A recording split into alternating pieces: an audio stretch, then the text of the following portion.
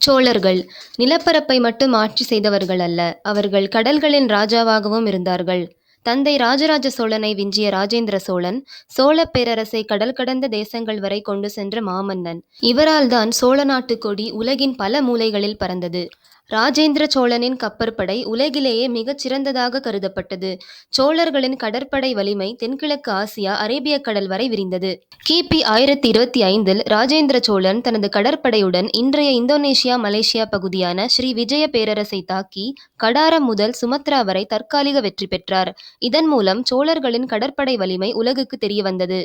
கிட்டத்தட்ட 400 ஆண்டுகள் அவர்கள் தென்னாசியாவின் முக்கிய கடல் சக்தியாக திகழ்ந்தார்கள். இதனால் சீனாவுக்கும் மேற்கு நாடுகளுக்கும் இடையிலான அனைத்து முக்கிய வணிகப் பாதைகளும் சோழர்களின் கட்டுப்பாட்டில் வந்தன. இது வெறும் வர்த்தகம் அல்ல, கடலை கட்டுப்படுத்திய மாபெரும் ராஜ்யத்தின் கதை. இது ஒரு தமிழனின் கடற்படை காவியம்.